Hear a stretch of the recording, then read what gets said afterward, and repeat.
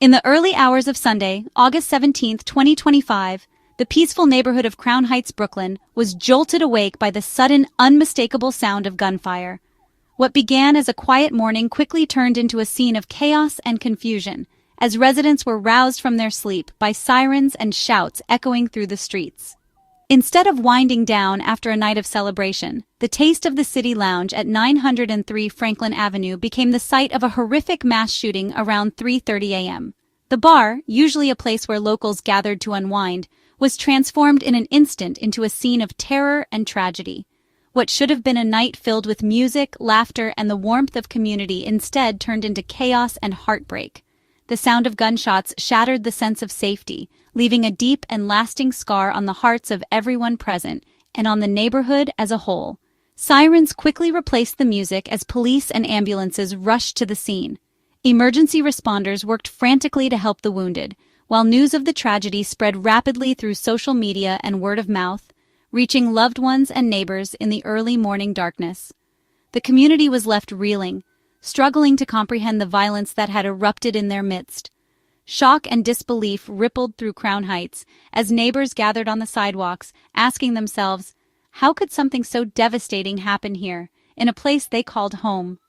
The Taste of the City Lounge, once a symbol of joy and togetherness, was now marked by yellow police tape and sorrow. The familiar sight of the bar was transformed, its doors closed and its windows dark, as investigators worked to piece together what had happened.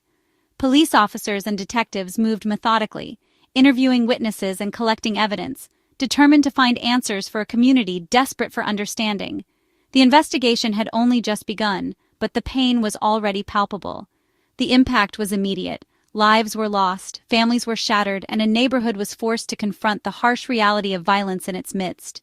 Grieving relatives gathered at the scene, their tears and embraces a testament to the depth of their loss. As the sun rose over Crown Heights, the reality of the tragedy set in. The morning light revealed a community forever changed, grappling with the aftermath and searching for a way forward. This is the story of a community united in grief, struggling with fear, and determined to find hope and answers in the face of unimaginable loss. In the days to come, Crown Heights would come together, not just to mourn, but to support one another and begin the long process of healing.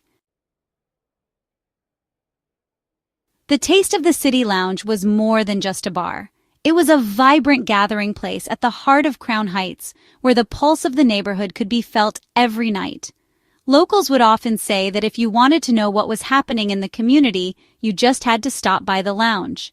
Since opening its doors in 2022, Taste of the City Lounge quickly became a magnet for both longtime residents and newcomers. Its unique blend of American and Caribbean cuisine, paired with a carefully curated music selection, created an atmosphere that was both welcoming and electric. The aroma of jerk chicken and the sound of laughter spilled out onto the sidewalk, drawing in passers-by and regulars alike. On weekends, the lounge truly came alive. The space buzzed with energy as a diverse crowd, young professionals, families, artists, and elders, came together to share food, stories, and music. It was a place where everyone felt they belonged, no matter their background. By day, the lounge offered a cozy spot for coffee, lunch, and quiet conversation. As the sun set, it transformed into a lively club, with DJs spinning tracks and the dance floor filling up. This dual identity made it a cornerstone of the neighborhood's social life, adapting to the needs of the community from morning to midnight. For many, Taste of the City Lounge was more than a place to eat or drink. It was where birthdays were celebrated, friendships were forged, and milestones were marked. It was a space to unwind after a long week, to reconnect with old friends, or to meet someone new, all without ever leaving the neighborhood. But with its growing popularity came new challenges. Crowded nights became the norm, and the staff often found themselves working hard to keep up with the demand. Managing the lively, sometimes chaotic environment was no easy task, but it was a testament to just how beloved the lounge had become. That's why, when tragedy struck, the impact was felt deeply by everyone who called Crown Heights home. The loss was not just of a business, but of a cherished community space, a place woven into the fabric of daily life. The lounge's sudden transformation from a beloved neighborhood hotspot to a crime scene left the community in shock and mourning, struggling to come to terms with the loss of a place that had meant so much to so many. Saturday night at the Taste of the City Lounge was like any other, until it wasn't. The air was thick with music, laughter, and the clinking of glasses as friends gathered to celebrate the weekend in the heart of Crown Heights. The lounge, a popular spot for locals, was alive with energy, its neon lights spilling onto the busy Brooklyn street. For many, it was a place of comfort and routine, a familiar escape from the week's grind. But just after 3:30 a.m., the mood shifted in an instant. A heated argument broke out near the bar, voices rising above the music. Within seconds, the dispute escalated into gunfire, shattering the sense of safety that had filled the room only moments before. Multiple shooters unleashed chaos, turning a night of celebration into one of terror. Patrons dove behind tables and chairs, some crawling across the sticky floor, desperate to avoid the bullets. Screams echoed off the walls as people scrambled for cover, pushing toward the exits in a frantic rush to escape. The violence didn't stop at the door. The chaos spilled onto the street, with victims collapsing both inside and outside the lounge. Sirens wailed in the distance as emergency responders raced to the scene, their flashing lights illuminating the confusion and fear that gripped the block. Pierre Tutu, a nearby resident, described hearing a barrage of gunshots that shattered the early morning quiet. He watched from his window as people ran in every direction, some screaming, others frozen in shock, unsure where to turn. The neighborhood, usually peaceful at that hour, was suddenly transformed. The streets filled with the sounds of screams, sirens, and the frantic footsteps of those fleeing the scene. Police cars and ambulances arrived, their lights casting eerie shadows on the buildings. Survivors, shaken and disoriented, searched desperately for friends and loved ones. Some made frantic phone calls, their voices trembling as they tried to reassure family members. Others did what they could to help the wounded, pressing jackets to bleeding wounds or comforting strangers in shock. The sense of community that once defined the lounge was replaced by a shared trauma. Confusion and fear rippled through the crowd as neighbors and friends tried to make sense of the tragedy unfolding before them. In just a few minutes, a night meant for joy and connection was transformed into a nightmare. The floor was littered with abandoned shoes and shattered glasses, silent witnesses to the devastation left behind. The violence left everyone shaken, their faces etched with disbelief and sorrow. As police took statements and comforted the distraught, the community struggled to process the horror of what had just happened. In the aftermath, Crown Heights awoke to a new reality. The scars of that early Sunday morning would linger, a painful reminder that the neighborhood would never be the same. The aftermath was grim. 3 men lost their lives, their futures stolen in an instant. 2 were identified as 27 and 35 years old. The third's name was withheld as families were notified. 8 others, 5 men and 3 women up to age 61, were wounded and rushed to local hospitals. Though their injuries were not life-threatening, the emotional scars will last far longer. 11 people shot in total, a staggering toll for one night. The pain rippled outward, touching families, friends, and the entire community. James Jones, a local, described the devastation, people on the ground, wounded and afraid. The lounge, once a place of joy, became a site of suffering and loss. The tragedy's true cost is measured not just in numbers, but in the trauma left behind. Crown Heights mourned together, united in grief.